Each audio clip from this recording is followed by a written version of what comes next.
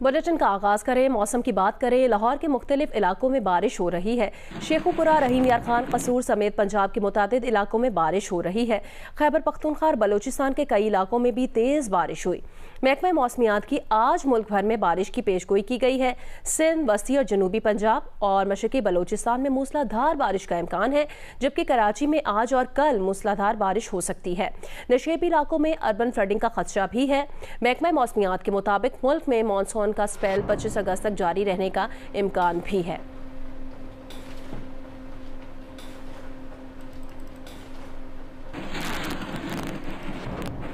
पंजाब के मुख्तलिफ अजला में रात गए से बारिश जारी है। बारिश की सूरत हाल बताएंगे कमालिया से अमजद सईद और हाफिजाबाद से अपडेट करेंगे सैयद मोहम्मद जमीर। कमालिया शहर और इसके मुजाफाती इलाकों में गरे चमक के साथ मूसलाधार बारिश का सिलसिला वक्फे के साथ जारी है।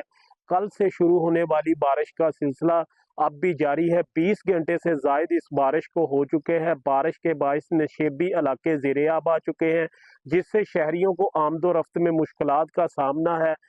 बारिश से कमालिया के मोहल्ला खुर्शीदाबाद, मोहल्ला बहलोल वाला, कच्ची बस्ती, मोहल्ला इस्लामपुरा में पानी लोगों के घरों में दाखिल होने से शहरियों ने रात अपने बच्चों के हमरा बाहर खुले मैदानों में गुजारी है। हाफिजाबाद में आज होने वाली बारिश ने जल थल एक कर दिया है। इस बारिश की वजह से शहर की तमाम शाहराएं, गली कूचे इस वक्त नदी नालों के मनाजर पेश कर रहे हैं, जबकि नशेबी इलाकों में कई फुट पानी खड़ा होने से इलाका मकीनों को शदीद मुश्किलात का सामना करना पड़ रहा है। दूसरी जानब इस वक्फे से जारी रहने वाली बारिश के बायस गैपको के कई फीडर्स भी ट्रिप कर चुके हैं, जिसकी वजह से मुतअद्दिद इलाकों में बिजली की सप्लाई मुअत्तल चली आ रही है।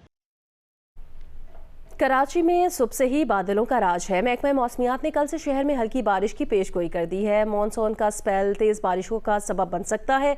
बल्दियाती इदारों ने भी तैयारी मुकम्मल कर ली है। तफसील बताएंगे जियो न्यूज़ के नुमाइंदे दानियाल सैयद। आज बिल्कुल कराची का मौसम अबर आलूद है, खुशगवार मौसम है, ठंडी हवाएं चल रही हैं और काले बादलों का राज है। कराची शहर में इस वक्त जो दर्जा हरारत रिकॉर्ड किया गया है, महकमा मौसमियात के मुताबिक कम से कम दर्जा हरारत इस वक्त 28 सेंटीग्रेड है और दिन के औकात में ज़्यादा से ज़्यादा ये सेंटीग्रेड 31 या 32 सेंटीग्रेड तक जा सकता है। इस वक्त तकरीबन 86% हवा में नमी का तनासुब रिकॉर्ड किया गया और महकमा मौसमियात का कहना है कि मगरबी सिमत से 7 किलोमीटर फ़ी घंटे की रफ्तार से हवाएँ चल रही हैं।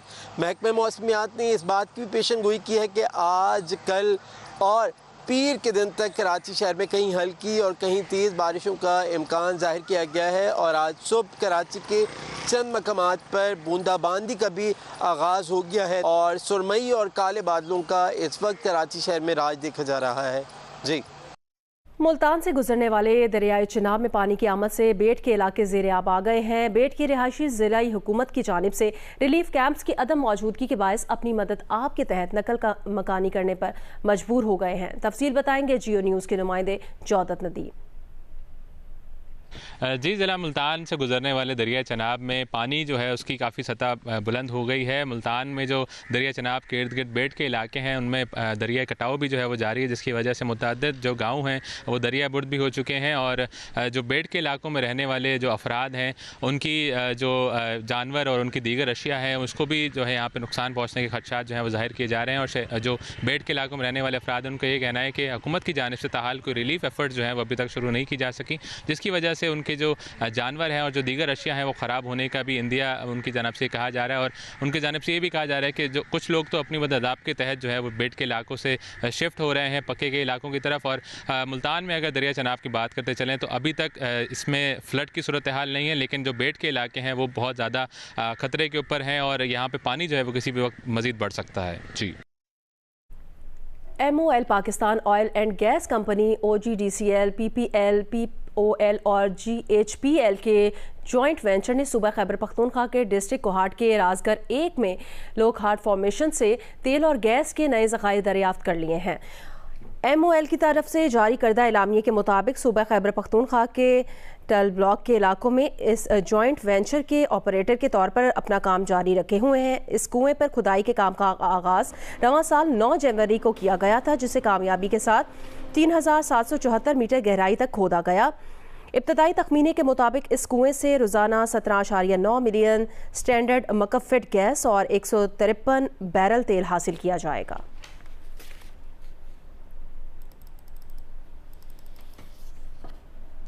कायद नून लीग नवाज शरीफ ने पंजाब के अवाम के लिए बिजली की कीमत में बड़े रिलीफ का ऐलान कर दिया है। वज़ीर आला पंजाब मरियम नवाज के साथ सहाफ़ियों से गुफ्तगू में नवाज शरीफ ने कहा कि हुकूमत पंजाब ने अगस्त और सितंबर के बिलों में रिलीफ देने का फैसला किया है।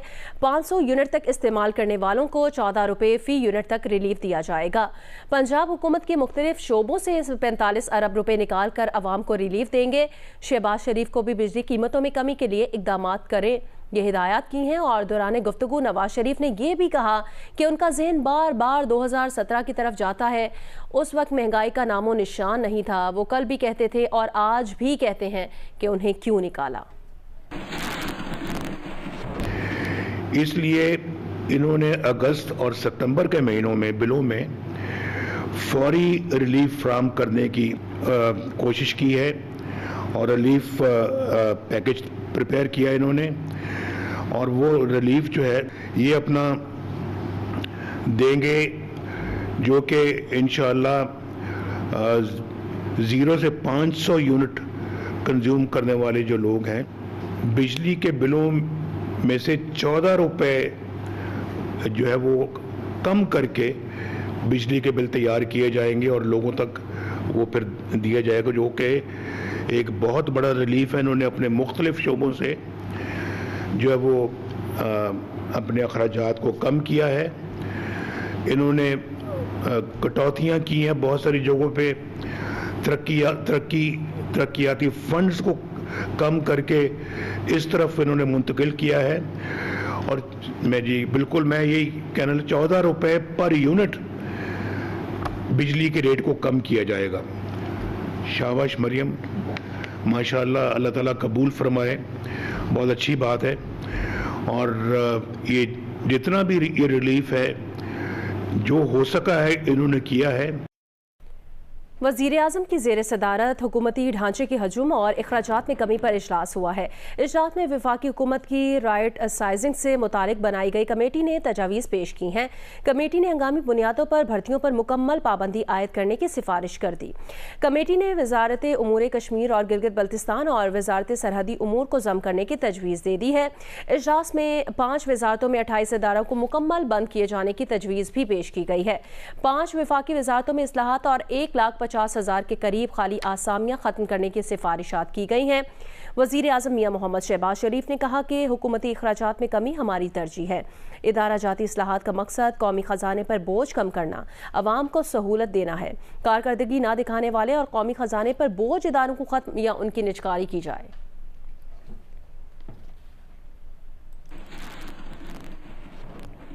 जियो न्यूज़ की खबर पर हुकाम ने एक्शन लेते हुए राशिद मिन्हास रोड पर एक ट्रैक पर लगी नोकीली कैट आइज निकाल दी हैं। 4 दिन कबल जियो न्यूज़ ने ड्रिग रोड स्टेशन से जौहर मोड़ जाने वाले ट्रैक पर नस्ब ईंट जितनी कैट आइज पर रिपोर्ट बनाई थी। खबर में बताया गया कि किस तरह ये नोकीली कैट आइज गाड़ियों के टायर्स को शदीद नुकसान पहुंचा रही हैं। कई बाइकर्स के मुताबिक उनके टायर्स फट चुके हैं। हुकाम ने मुस्बत रवैया दिखाते हुए एक ट्रैक की कैट आइज निकाल दी है, लेकिन जौहर मोड़ से ड्रिग रोड स्टेशन वाले ट्रैक पर अब भी कैट आइज नस्ब हैं। इसी तरह की कैट आइज दारुल सेहत अस्पताल रोड और पोर्ट कासिम जाने वाली नेशनल हाईवे समेत शहर के कई हिस्सों में अब भी नस्ब हैं।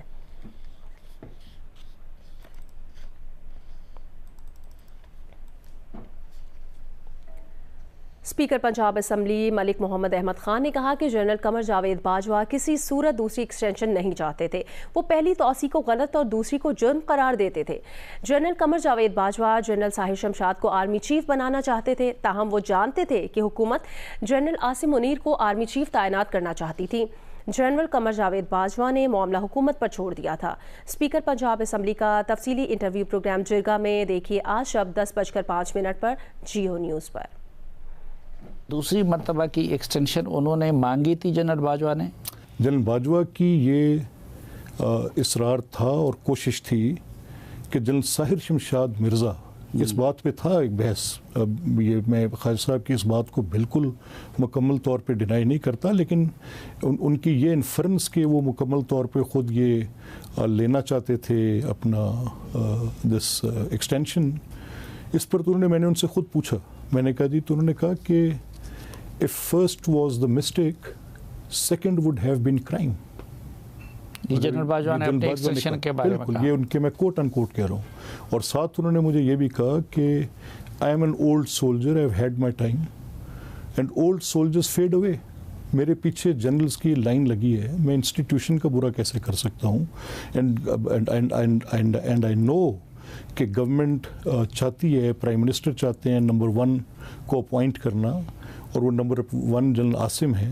बेशक मैं कह रहा हूँ कि जनरल साहिर शमशाद मिर्ज़ा, और वो क्वालिफाई करते थे कि प्रेरोगेटिव इस्तेहकाक हुकूमत का है और ये हुकूमत का फैसला होगा, मेरे उस पर नहीं होगी। मैं ये चाहता हूँ कि जो इन्वायरमेंट क्रिएट हुई है पूरे मुल्क में इस वक्त, and which is taking the economy down, जो पॉलिटिकल स्टेबिलिटी को लेके जा रही है, उसमें कंट्रीब्यूटर्स कोई भी हैं, पॉलिटिकल लोग हैं, हम हैं, जैसे भी हैं, इसको ब्रेक लगे। मैं एक अपनी और आपकी बातचीत से कोई नतीजा इन्फर करने के लिए, कोई राय कायम करने के लिए, या उसको अपनी मर्ज़ी की मीनिंग देने के लिए, मतलब लेने के लिए एक इन्फरेंस कर सकता हूँ उसे। A man can lie but facts can not. हकाइक तो हकाइक है ना सर, हकाइक सिर्फ 2 हैं। हकाइक ये हैं कि ये एक्सटेंशन नहीं हुई, ए, और हकाइक ये हैं कि जो अपॉइंटमेंट हुकूमत करना चाहती थी वो हुई। यानी आप इस बात पे कायम है कि जनरल बाजवा साहब दूसरी एक्सटेंशन नहीं चाहते थे, उनकी प्रायोरिटी साहिर शमशाद साहब थे। हाँ, लेकिन उन्होंने ये सब कुछ छोड़ा था हुकूमत वक्त पे कि हुकूमत साहिर शमशाद को बनाती है या जनरल आसिम मुनीर को बनाती है, और फिर हुकूमत ने जनरल आसिम मुनीर का फैसला किया। Am I right? Absolutely right. This ends the whole debate. अरकान पार्लियामेंट ने कायमा कमेटी के इजलास में खातून के लिबास पर एतराज़ करने वाले तहरीक इंसाफ के रुकने कौमी असम्बली इकबाल आफरीदी को आड़े हाथों ले लिया। अरकान ने इकबाल आफरीदी की रुकनियत मुअत्तल करने और तहरीक इंसाफ से उनके खिलाफ कार्रवाई का मुतालबा किया है। चेयरमैन पार कमेटी मोहम्मद इदरीस ने PTI रहनुमा के बयान पर माजरत कर ली है। रवैया ही बिल्कुल गलत है, ना सिर्फ काबिल मजम्मत है लेकिन हरासमेंट के जिम्रे में आता है। अगर मैं उस खातून की जगह होती तो मैं तो फौरी तौर पर कंप्लेंट करती और इनसे माफ़ी मंगवाती, और इनको PTI को बल्कि इनसे माफ़ी मंगवानी चाहिए। भाई आपको किसने हक दिया है कि आप आके बाहर किसी प्रोफेशनल खातून के लिबास पर तनकीद करें या तबसरे करें? आप एनर्जी क्राइसिस वहाँ हल करने आए या खवातीन को देखने आए हैं, या उनके लिबास को ऊंच नीच पर तनकीद करने आए हैं? आपको किसने बना दिया पुलिसमैन लिबास का वहाँ? ये PTI के लिए कोई नई बात नहीं है, क्योंकि इनके जो बानी है, रहनुमा है। आपको याद होगा कि एक रेप केस हुआ था मोटरवे पे कुछ 1-1.5 साल पहले, उसमें उन्होंने खातून के उस मिसहैप को उसको कंडेम नहीं किया। उन्होंने बात की कि खातून का लिबास कैसा था, और अगर आप खवातीन के लिबास के ऊपर आप ये राय रखते हैं तो आपको कोई हक नहीं है कि आप एक कॉन्स्टिट्यूएंसी की जो है वो आप उसके रिप्रेजेंटेटिव हों। आपको असूलन खुद इस्तीफा दे देना चाहिए, कि इनको शर्म आनी चाहिए ये बातें करते हैं। इस तरह PTI के मेंबरान की हमेशा से ये ज़हनी और गुलामाना ज़हनियत के हामिल हैं कि वो हमेशा खवातीन को हिरासा करते हैं। वो चाहते हैं कि खवातीन को कंट्रोल करके तालिबानाइजेशन को वो फरोग देते हैं, और उनके जहन को कोई भी नहीं बदल सकता क्योंकि वो तालिबानाइजेशन की अक्कासी करते हैं। हम पाकिस्तान तहरीक इंसाफ के MN इकबाल आफरीदी साहब से मुतालबा करते हैं कि वो फिल फॉर हमारी पाकिस्तान की बेटी से और पाकिस्तान की तमाम खवातीन से फिल फॉर माफ़ी मांगे। उनको कोई हक नहीं पहुंचता है किसी के लिबास पे तनकीद करने का। अगर उनको किसी चीज़ का ख्याल रखना है तो वो अपनी नज़रों का ख्याल रखें, अपने किरदार का ख्याल रखें, अपने गिरेबान में झांकें। मैं इसकी शदीद मज़म्मत करता हूँ। मैं स्पीकर साहब से मुतालबा करता हूँ, सरदार इत्तेहाद सादिक साहब से, कि फौरी तौर पे उनकी जो मेंबरशिप है वो मुअत्तल की जाए। इस्लामाबाद में सैलरीड क्लास अलायंस की जानिब से तनख्वाहों पर टैक्सेस के खिलाफ एहतजाज किया गया। मुजाहिरीन ने कहा कि तनख्वाहदार तबके पर हर साल इनकम टैक्स में इजाफा किया जा रहा है। तनख्वाह पर इतने टैक्सेस नाकाबिले कबूल है। हुकूमत को अमीरों से टैक्स लेकर गरीबों पर लगाना चाहिए। इस्लामाबाद में सैलरीड क्लास अलायंस की जानिब से तनख्वाह पर टैक्सेस के खिलाफ एहतजाज किया गया। एहतजाज में सैलरीड क्लास और सिविल सोसाइटी से ताल्लुक़ रखने वाले अफराद और उनके अहले खाना ने शिरकत की। शुरका ने हाथों में बैनर्स और कौमी परचम उठा रखे थे। मुजाहिरीन ने सैलरी पर टैक्सेस के खिलाफ नारेबाजी की। मुजाहिरीन ने टैक्स कम करो, सैलरीड क्लास को जीने दो के नारे लगाए। मुजाहिरीन ने सऊदी पार्क टावर से 7th एवेन्यू तक मार्च भी किया। मुजाहिरीन का कहना था हुकूमत ने बिजली, पानी, सोलर हर चीज़ पर टैक्स आयद कर दिया है। हुकूमत ने अपने खर्चे कम करने के बजाय तनख्वाहदार तबके पर टैक्स लगाया। तनख्वाह का 90% हिस्सा हमारा टैक्सेस पर चला जाता है। अमीरों से टैक्स लेके गरीबों पे लगाना चाहिए। गरीबों से हमारी हुकूमत गरीबों से टैक्स लेती है और अमीरों पे लगा रही है। अमीर अमीर तर हो रहा है, गरीब गरीब तर हो रहा है। इस निज़ाम को ख़त्म करना पड़ेगा। हम सारे पढ़े लिखे नौजवान हैं, मिडिल क्लास तबके से हैं। हमें मारो नहीं, हमें ख़त्म नहीं करो। इन बच्चों के फ्यूचर की खातिर हमारा टैक्स कम करो। जो हमें इंक्रीमेंट लगते हैं, जो इंक्रीमेंट मिलते हैं, वो इस किस्म के लगें कि हमें उसका फ़ायदा भी हो। वो इंक्रीमेंट का 90% जो है हमारा टैक्स में चला जाता है। जियो स्पोर्ट्स में आपको बताएं, आर्मी चीफ की जानिब से GHQ में ओलंपियन अरशद नदीम के लिए तकरीब का इनेकाद किया गया। Army chief general Syed Asim Munir ने कहा कि अरशद नदीम का कारनामा कौमी फ़ख्र है। अरशद नदीम ने अपने अज़्म, इस्तिकामत और बेहतरीन कारकर्दगी के जज्बे के बायस ये तमगा जीता है। नौजवानों की सरगर्मियों में शमूलियत एक सेहतमंद और खुशहाल मुआशरे के लिए अहम है। तकरीब में 1984 की ओलंपिक हॉकी टीम और कौमी क्रिकेट टीम समेत लेजेंडरी खिलाड़ियों ने भी शिरकत की। ISPR के मुताबिक army chief general Syed Asim Munir की जानिब से GHQ ऑडिटोरियम में ओलंपियन अरशद नदीम के तारीखी कारनामे को खराज तहसीन पेश करने के लिए तकरीब का इनेकाद किया। आर्मी चीफ ने पाकिस्तान का पहला तलाई तमगा जीतने और एक नया ओलंपिक रिकॉर्ड कायम करने के अरशद नदीम के कारनामे को सराहा। आर्मी चीफ ने खुशहाल पाकिस्तान और बेहतरीन कारकर्दगी के हुसूल के लिए न सिर्फ खिलाड़ियों बल्कि पाकिस्तानी नौजवानों की हिमायत और बाइख्तियार बनाने के अज़्म का अदा किया। इस मौके पर अरशद नदीम ने आर्मी चीफ का शुक्रिया अदा करते हुए चैलेंजेस पर काबू पाने और कामयाबी हासिल करने में मेहनत और साबित कदमी की अहमियत पर जोर दिया। तकरीब में अरशद नदीम के करीबी रिश्तेदारों, साथियों और कोचेज ने भी शिरकत की। तकरीब में लेजेंड्स जहांगीर खान, इस्लाहुद्दीन, शहबाज सीनियर, सुहेल अब्बास, मोहम्मद आसिफ और एहसामुल हक शरीक हुए। 1984 की ओलंपिक और कौमी हॉकी टीमों, कौमी क्रिकेट टीम समेत street football team, army polo team, बसारत से महरूम क्रिकेट टीम ने शिरकत की। बहावलनगर में भी ज़िला इंतज़ामिया की जानिब से शजरकारी मुहिम जारी है। शजरकारी मुहिम में मुख्तलिफ डिपार्टमेंट्स हिस्सा ले रहे हैं। तफसील बताएंगे फ़हद शफीक। जी बिल्कुल, बहावलनगर में भी वज़ीर आला पंजाब मरियम नवाज़ की हदायत पर ज़िला इंतज़ामिया की जानिब से शजरकारी मुहिम जारी है और ये शजरकारी मुहिम बहावलनगर के मुख्तलिफ इलाकों में की जा रही है, जिसमें फलदार पौधों के साथ दीगर पौधे भी लगाए जा रहे हैं। इस शजरकारी मुहिम में ज़िला इंतज़ामिया के मुख्तलिफ डिपार्टमेंट्स हिस्सा ले रहे हैं, जिसमें rescue 111, 22, health department, education department, forest department, wild life department और रेवेन्यू डिपार्टमेंट शामिल हैं। डिप्टी कमिश्नर बहावलनगर जुल्फ़कार अहमद भून के मुताबिक अब तक 1 लाख के करीब जो है वो पौधे लगाए जा चुके हैं, बल्कि इन पौधों की हिफाजत भी की जा रही है। शहरी भी शजरकारी मुहिम में हिस्सा लेते नजर आ रहे हैं और जिला इंतजामिया भी ये कोशिश कर रही है कि ज़्यादा से ज़्यादा पौधे लगाए जा सकें। तो जहाँ पर जिला इंतजामिया मुतहरिक नजर आ रही है अहदाफ को पूरा करने के लिए, वहीं पर शहरी भी खुश नजर आ रहे हैं। जी स्वाबी के गांव ज़ैदा में ज़िला इंतज़ामिया की जानिब से यूसुफजई कबीले के रिवायती खेल तीर अंदाजी के मुकाबलों का इनेकाद किया गया, जिसमें 48 खिलाड़ियों ने हिस्सा लिया। रिपोर्ट करेंगे मोहम्मद आदिल। जिली इंतजामिया और डिस्ट्रिक्ट स्पोर्ट्स के इश्तिराक से सवाबी के तारीखी गांव ज़ैदा में यूसुफजई कबीले के रिवायती खेल मखा के 3 रोज़ा टूर्नामेंट का इनेकाद किया गया, जिसमें जिला भर से मुख्तलिफ टीमों के 48 खिलाड़ियों ने हिस्सा लिया। फाइनल में ज़ैदा और बाजा के टीमों के दरमियान हुआ, जिसे ज़ैदा की टीम ने जीत लिया। हमारे जो कल्चरल गेम्स हैं वो काफ़ी पीछे जाते जा रहे हैं, लेकिन सवाबी के अंदर ये अच्छी बात है कि यहाँ पर जो हमारे गेम्स है, मखा है, इसके अलावा एक और गेम है जिसको कोडा कहते हैं लोकल जबान में, कबड्डी है इसके अलावा, और बेल रेस है। तो इस तरह के गेम्स अब इंशाल्लाह आप देखेंगे कि हर महीने फ्रीक्वेंटली हम ये गेम ऑर्गेनाइज करेंगे। तीरंदाजी से मिलता जुलता इस खेल को पश्तो में मखा कहा जाता है, जिसे सवाबी, मर्दान और बुनेर में ज्यादा शौक से खेला जाता है। मखा में इस्तेमाल होने वाली कमान मारखोर के सींग से तैयार की जाती है। ये मखा जो है ये सवाबी, मर्दान और बुनेर में जो है खेला जाता है, और इसकी तारीख तो सदियों पुरानी है। इसमें जो हमारे औजार इस्तेमाल होते हैं, एक तो रबड़ का होता है और दूसरा इसमें होता है जो मारखोर का, जो उसमें सींग लगा हुआ होता है। तो वो मेन जो हमारी मखा जो जिससे तीरंदाजी होती है वो उसी चीज से होती है। मैच के इख्तिताम पर मेहमानी खुसूसी डिप्टी कमिश्नर नसरुल्लाह खान ने खिलाड़ियों में इनामात और ट्रॉफियां तकसीम की। कैमरा टीम के साथ मोहम्मद आदिल, जियो न्यूज़, सवाबी।